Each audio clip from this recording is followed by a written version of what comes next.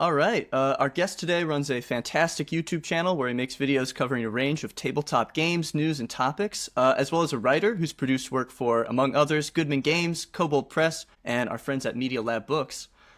He was the lead writer of Delve, which raised, I believe, over 40 times its listed goal on Kickstarter. And he's produced dozens of other supplemental materials for games. He's making it easier to have more fun playing more games with less stress. It's Bob Worldbuilder. How you doing, Bob? Thanks for joining us. Yeah, hey guys, thanks for having me. I'm doing well. How about you? Pretty good. Thank you for asking. Yeah, no one's asked us that either. They want to get right into it. Fair enough, I guess. Appreciate it. Yeah. Well, just to get us started, we kind of ask all our guests this, and I'm pretty sure this is a story you've mentioned before on your channel, but for anyone who might not know, how did you get into like tabletop games and GMing in the first place? Yeah, the thing is, I never even remember which videos, if I ever mentioned this before, but I'm pretty sure I've said it in other interviews. But as the story goes, I was in my 20s when I started playing tabletop games, like finishing my master's in college. And one of my friends who I'd known forever and who had introduced me to a lot of like fantasy video games over the years was basically just asked me and a couple of their friends if we wanted to play Dungeons and Dragons. And my gut reaction to that was like, wait a minute. Like, we're nerds, but are we Dungeons and Dragons nerdy? Like, I don't know, because my only reference point for tabletop gaming and D&D was the snippets from like cartoon shows and sitcoms and stuff, where it was always conflated with LARPing. Not to say that LARPing is, extremely nerdy, too nerdy either. I'll probably end up doing that at some point. But yeah, it was always like made out to be only the nerdiest of nerd could possibly engage with D&D. And so all that to say, we tried it almost immediately. like we made plans and were playing quite shortly after that. But the first experience, that whole first campaign was like really, really homebrewed. And the saying goes that my DM had the 5e Player's Handbook. This was in like 2015, but we didn't use it. He really just everything was from his imagination, and us, like him asking us like, oh, well, like, what kind of character do you want to have? And just kind of like vaguely telling us what options are like. And then we would just sort of pick things and then like very collaboratively be coming up for things that we could do, or like, okay, maybe when I level up, could I be able to do something like this? And yeah, sure. And we try it. And a lot of the time things were overpowered, but he just stuck with it anyway. And it just ratcheted up way too far, too fast. But it was a lot of fun. So kind of in a similar vein, I guess. So it sounds like you started with D&D or something, yeah, vaguely something adjacent vaguely to D&D. Yeah. And these days, on your channel, you've been like a really great proponent for like a bunch of different tabletop games, and some of them are pretty obscure. So what kind of started getting you into like all these different games? Yeah, it's funny to try to pin like was there a specific moment? I think it was just part of the fact that like in that initial campaign, which lasted for like over a year, and it was one that kind of like fizzled out. It didn't really have an ending. But in that game, like I said, we were like very, very powerful characters. Like it really was the super heroic kind of genre. And I really liked the like early days of the campaign, I guess, where things could be more like it was just easier, clearly, for the GM to create tension and like make it a little more exciting in that way, because we were more vulnerable just as like, weak little adventurers, whatever. And so pretty early on, I was starting to kind of like seek out other games that were like that. And and kind of funny enough, one of the first ones I came across was Dungeon Crawl Classics. I happened to like see it at a game store, or at a bookstore rather, that just had a really big game section when I was on a trip. And so I like picked up this giant, core rule book. It's like over 400 pages. I was just really drawn to the cover, started flipping through it, and then quickly noticing like, oh, okay, this is kind of like this is sort of like D&D. Like I was just really learning, oh, okay, there are like clones of D&D. Really had no frame of reference. Because while I guess at this point I probably was watching Matt Colville already, because I was a pretty early adopter on his channel. Maybe he Nice. didn't really talk about other games too often, or it just went over my head. So when I picked this book up, I was like, oh, this looks really cool, but like my GM already has a rule book for this sort of thing. So, and literally, and again, I was on a trip. So it was like, I can't fit this giant, like, even if I wanted to buy this book, it'd be like tough to like fit this in my bag for the flight and whatever. So whatever. And then it was like 3 years later when I finally got my own copy and started reading that game. But in the interim, the game that actually like the second game for me was Call of Cthulhu, because it was very much like as a fan of the stories of like Lovecraft and Edgar Allan Poe and a lot of that like classic kind of horror fiction, then realizing, oh, there's a game for this, and it's like tonally so different from D&D. Like you really are just a human who can very easily get killed by any, like you don't want to encounter any monster at all. You might just lose your mind. That was really attractive to me. And so I started dabbling with that. But that was also in the early days of my YouTube channel. And then it was kind of quickly realizing like, okay, well, I really started this channel to talk about D&D stuff. The D&D stuff is doing way better than the times I talked about Call of Cthulhu. So I just kind of like, and then it was a matter of between my job, between running the channel and then actually playing D&D, I didn't have a lot of time to also be like learning Call of Cthulhu such that I had the confidence to make more videos about it. So it just kind of phased out pretty quick. And then it was this slow process of picking up more, just like being more in touch with the scene in general, mostly through YouTube and what I was like doing and reading online, that I was slowly gathering up like all these other games I wanted to play. And then finally it was pretty much like the OGL controversy that made it like, okay, now people really want to hear about all these other games. Let's get into this finally. Wow, that was like 2 years ago now, wasn't it? It was over 2.5 years Can't be ago. right. 2022. Oh my God. That's January incredible. 2023. Yeah. Well, because I was thinking like Daggerheart is really just now rolling out. Yeah. Raw Steel is really, and those were born around the OGL controversy. Yeah. You know what's funny? My probably third RPG that I played was also Call of Cthulhu, and I think a lot of people it's their second or third. I think there's something about it that's so radically different. You know, D&D could tell a lot of stories, but I don't think it does that well at that kind of story.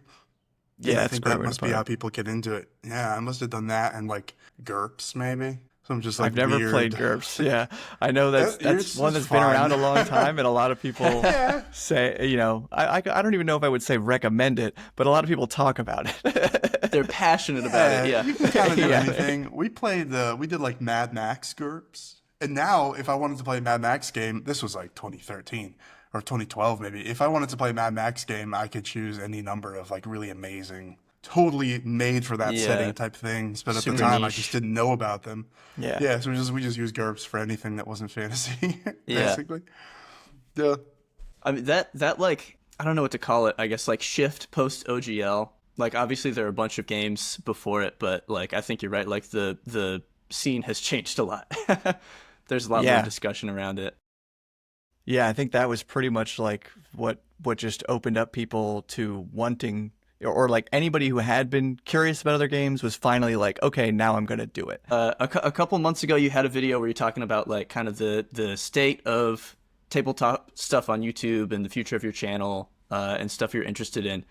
And you had what I thought was a really, really good quote, and I'm just going to read it verbatim because I liked it. But you said, I don't believe in advanced game mastery or being a perfect D&D player. There is only the basics and what makes these games fun for us and our own groups, and then practicing the basics and rethinking them and never truly mastering those basics because you're constantly relearning. And I think that I like that a lot, but it's also very different from a lot of what you hear online. Because I feel like I'll scroll through YouTube or like blogs or whatever, and a ton of it is like, you know, titles or thumbnails that are like, you know, how to take your GMing to the next level, or like advanced GMing tricks, and this will, you know, upgrade your game and transform it and make you a better GM and all this stuff. So it feels like a very refreshing take Yeah. and a pretty different one on GMing. So do you think you could just talk about that a little bit? Yeah, I wish I had a specific example, but I feel like a lot of the times when I myself have watched those like advanced GM videos or read blog articles or whatever, it's like most of the time that like they are just talking about, oh, ask your players what they, would prefer to do. It's like it always circles back to some very foundational thing. So it's like maybe we just need to better define what the basics are, and then we can figure out like, okay, what can we actually consider to be advanced? Because like certainly there are things that some GMs do that others can't, and things that like certain skills will allow you to do that really do like elevate your game. I do believe that exists, but again, I feel like so many of these things are rooted in like ideas that we are already familiar with. And so if you just like work on those things you already know, like the fundamentals really, that will like that's kind of like the 80-20 rule of GMing, where like if you can really get those down, you're going to be as good as 80% of the GMs out there. And then if you can like find, something that really makes what you do special, then yeah, you can like break through that a little bit. Um, yeah, that's kind of my general philosophy, because and a lot of it comes down to just these games being so based on imagination and conversation, where it's like if you really get into the mechanics of game design, there can absolutely be more advanced things. But when it comes to the act of GMing, I feel like so much of that is the social experience. And I guess you're just being comfortable with whatever game you're running. So yeah, like I said, I think a lot of that is what the basics are made of.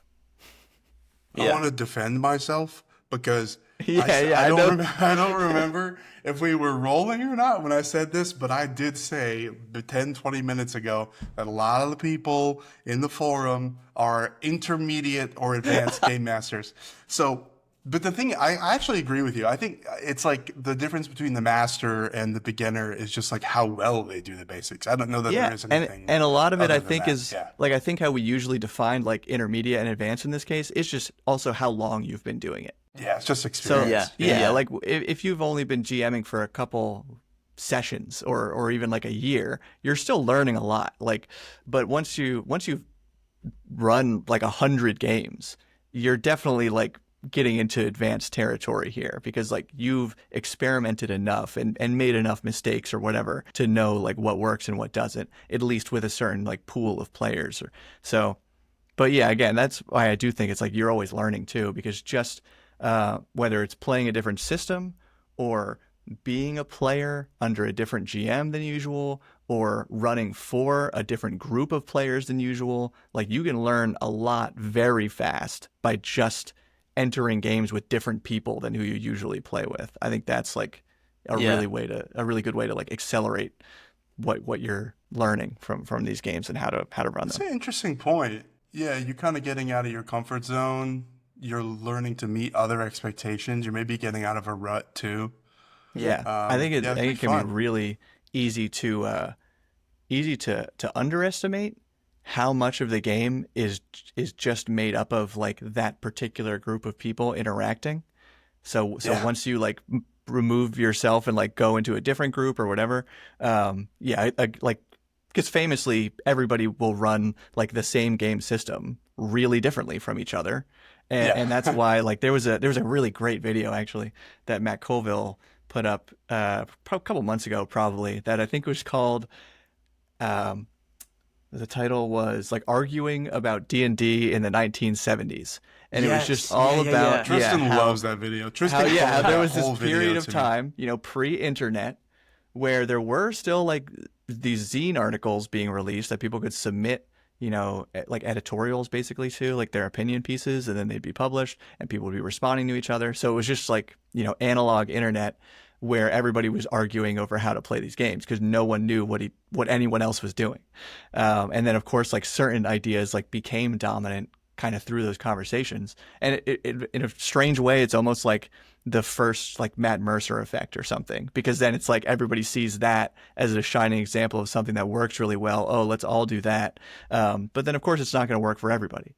So Yeah, I guess that's Yeah. what I'm getting at. Is like a really easy way to learn how to do things differently, or just learn new skills or whatever, is like try different games, or be a player with a different game master than like who you're usually playing with, or run a game for different people than you usually run with. I know we've got a lot of people like in our forum and stuff who are like they're like right on the very cusp of trying a different system. I think like they're Okay, so yeah. close, they're asking questions about different ones. Um, so I would love to hear, and this is something again you've like covered a lot in some of your videos, but if you want to say it again, I'd love to hear like for people who are a little nervous or they're kind of on the fence about trying something new or they're not sure how to like pitch it to their group, or they're not sure about like learning new rules and stuff like that. Like when you're approaching a new system, like what's your experience with that? How do you approach it? For me, it's actually kind of a good example. I never thought about it quite like this, but I get so as a privilege and curse of what I do, I get weekly emails, usually like a couple things a week, of someone who like wrote an entire game, or like sometimes it's, you know, an adventure or whatever, and they like want me to read this game. And so my criteria have become pretty much like, if it's over, like if the full rules are like more than 50 pages, or like there's no like quick start guide or something that's under that, I'm not even gonna like look at it, because like I just That's don't have so time. generous, to be honest. 50 pages is so generous. Well, yeah, that's what I'm saying. Wow. But the thing is, yeah, that heavily reduces the amount of stuff I have to look at. So I'm sure, yeah. because yeah, a lot of times people are like really writing whole books every day, it seems, basically. So Yeah, yeah. so yes, for me to like learn a game, it's like it's got to be something I can like reasonably like kind of flip through and get a sense of how it works, and like and feel confident running in a matter of like an hour or two. And if I can't do that, then it's like I don't think it's worth the time. So like assuming that a lot of people, and actually this is funny because now this is going to technically, I think, break the criteria I've just established. But my recommendation nonetheless to all these people who are probably, I assume, coming from 5th edition and like wanting to try something else, I do recommend Shattered Arc, because it has a free quick start guide. You can go on DriveThruRPG or the Arcane Library website to download it. Digital version, of course, is what's free, but you can also get a print version on the website. And I think it is 64 pages though, but it's like there's a player close. Well, booklet. no, that's a printing It's thing. quick, though. 'cause The they have text to is print- big. Actually, yeah, larger font. Yeah, larger font and digest size. Oh, yeah. So actually, Yeah, it's really only like 32 pages, if that. So yes, that's what I recommend, because all the basic rules are even like covered in the player booklet for that, and then there is a separate GM booklet that just has like the monsters and I guess like magic items in it. I'd have to double check, but and a like pre-written adventure scenario, sort of. Or not even so much as a scenario, but a location to explore is kind of how a lot of the Shattered Arc stuff is written. So yeah, that'd be my go-to for people, because it literally uses the same 6 stats. It just does not have any skills, but you're still D20, roll high. Almost everything works like 5e. It's just like peeling so many things off of it that like you already know how to play Shattered Arc. So just try that and see like, oh, it was actually easy to learn this other game. I can probably do this with something else. It's just like a really good step from 5e to anything else, I think. Yeah, then you can do anything. If you can learn Shadow Dart, you just throw them right into GURPS or something. It's actually, GURPS is hard because you have to roll 3 dice and add them very quickly, and I always found that quite difficult Yeah, as a that is- child. That is even Yeah. one of my like tiny hangups with Daggerheart, is that it's a two dice Yeah, system. you gotta add 'em up. 2d12. Yeah. That's Yeah. work. Nothing Sounds like humbles me more than a game that requires me to do like very basic arithmetic. Yeah. Well, and I really- think like what Joan is saying, it's like the multiple random numbers immediately. Because if it's Yeah. just D20 and I'm adding or subtracting a single number from that, like, okay, I know what that static number is, and there's only one random number, but when it's 2 random numbers or more, then it's like, come on, man. So, Yeah, no way. like I'm Yeah, also yeah. a real proponent of like, as much as I love the ability to like own a PDF and like back that up, like this is actually my thing now. Like even though it's digital, like you can actually have that. I still like if I'm gonna sit down and read, like I don't want to do it on a screen because I'm on a screen all day Mhm. for my work. So yeah, I'm reading through Shadow Dark. What I'm getting at though is like that's a book that even it's like 300 pages. Again, digest size though.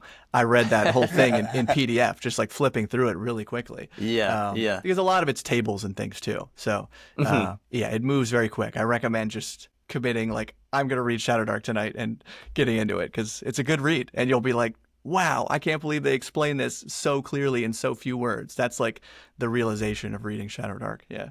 Yeah, I feel like reading Shadow Dark and just like seeing the format is almost just like a little kind of subconscious lesson for GMs because it's like it's so Yeah, concise. exactly. Yeah.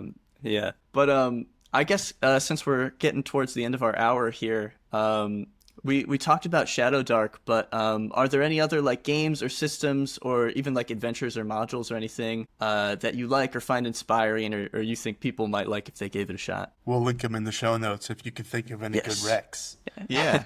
Well, I will say the game that really like blew my mind was Cairn, as in, Cairn, which is a fantasy hack of Into the Odd written by Yogai Gall or Call. I can't I forget how to pronounce his name. And I got to play in a session with a GM who had very familiar with this game, but the session was with like 10 people at the table, and I was just Wow. stunned at how quickly we were all able to make characters, know how to play this game, and have a really, really fun game. Uh, so it just went from like zero knowledge of this game whatsoever to feeling like I had pretty much feeling like an advanced game master of it. And I actually ran it the next day, like ran that game the very Whoa, next that's day. cool. That's actually a huge endorsement that you Yeah, could play it once and run it once and feel good about it. yeah, Wow. and so this is I'm talking about Cairn First Edition. That whole game is only like 20 pages, um, but there's a second edition now that's like got a lot more art and broken into separate booklets and things. So I have not checked out that one yet. But yeah, that game again, getting to play it first, I think was a big boon. But nonetheless, that's what showed me like, wow, like I was really locked into kind of D&D mindset. That one really, even though it's like a fantasy game, it just does a lot of things differently, but in ways that still feel very intuitive, even though I hadn't done them before. So that's kind of like a number one for me that people should try that if they're willing to read a merely 20-page zine. You can do it. But I guess I will rattle for a minute. I will rattle for a No, minute because do yeah, it, please. other game, like I said, like right now I'm playing Nimble RPG. I've been looking forward to that for a while, and it's been going good, really good. My one hang up with that is like the rules are default assuming you use squares, whereas I prefer like distances or just like don't even really think about it. But otherwise it's going really well. After this, we're gonna play Daggerheart. Um, and like prior to this, we were playing 5e 2024, and that went fine. So it's like, okay, great, like good job D&D team. It's still a pretty good game, and I really enjoy it at the low levels. So that's what we were doing too. So I was having fun with that. I was like wondering how my friend playing a fighter or whatever was like juggling all these weapon masteries. Like he's really good with like crunch in games, but it was like that it was going over my head. Like so anyway. And prior to that we were doing Dungeon Crawl Classics and then like, every so often we're usually doing like one shots of something with an odd like. So again, something based on Into the Odd, whether it's Cairn or like I did Mouse Ritter several months ago. And like Shadow Dark is another one that will usually crop up as like one shots for us. Um, but yeah, and actually very soon, like the end of this month, I'll be going on a little trip and hanging out with Professor DM and a couple other like creator people. Nice. And so I'm assuming I'll get to play a little more Deathbringer. And it's still it's always in development. It seems it's been like years, but and I'm going to be running so like a one shot of Daggerheart is my plan for that. So yeah, always a lot of stuff on the horizon. And Yeah, Yeah. kidding. other things I'm looking forward to on that horizon are the D&D 5e starter set, because I love the box sets that they make. This one seems like it's going to be really cool. And also still looking forward to the Tales of the Valiant set, because I have not really looked into TOV at all yet, because I was kind of waiting for that box set, and then I think it got delayed. But yeah, so that's a whole slew of things I'm trying and hoping to try soon. Yeah, you got Awesome. recommendations from the future. Yeah. Yeah. Well, yeah, those I haven't played a bunch of them, but they sound like great games. So we talked a lot about game systems, modules, settings.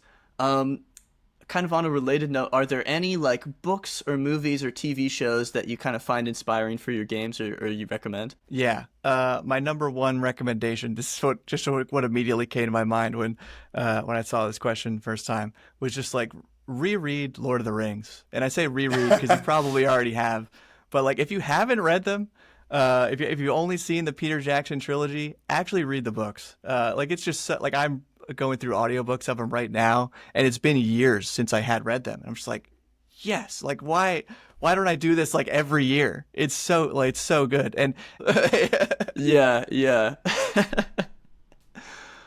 Well, I think it's just about time to wrap up, but just real quick, if we can find out, so you talked a little bit about, sounds like you've got some plans with Professor DM, but like what's next for you? What are you working on? always churning out videos on the channel. That's fun. And on the back burners for me, like anybody else, to connect to Professor DM, who's been writing Deathbringer forever. Yeah, like of course I'm also like writing my own fantasy games. Yeah, But the one I'm yeah, trying nice. to do first, just because I thought, past tense, thought it would be so much easier to just like push this thing out into the world, but then I end up like overthinking it and fixating on it way too much. So it's taking much longer than I thought. Is a Pokemon inspired RPG. So like totally not even fantasy at all. Yeah. And not Hell and also yeah. not trying to like be a total clone, because I know there are a lot of like Pokemon RPGs already out there. It is just like a really like stripped down game for making your own like goofy little monsters and battling them. That's it. But it's turning out to be more complicated than I thought. So Nice. so I did not see that coming. That was a big surprise to me just now. so that's something I'm hoping to work on a little bit more this afternoon, because my plan is that by the end of this month, we're recording this in June. I don't know when it'll go up. I'm hoping to have some kind of at least like bare bones like play test on my Patreon, because I've like mentioned it there a couple times. So I know a couple people are like, "What's going on with the Pokemon thing?" But yeah. Anyway, so very tangential kind of project, but nonetheless, that is what I'm working on. So. Nice. Hell yeah. And then where can people find you? Yeah, just look for Bob Worldbuilder on the internet. I pretty much just do YouTube. YouTube and Patreon would be places to find stuff that and Drive Through RPG. I have stuff there too. Yeah. All right. Right? Well, Check thank you it out, so folks. much. Yeah, very Yeah, cool thanks to meet for you. taking Thanks the for your time. today. Yeah, my pleasure. This is a lot of fun.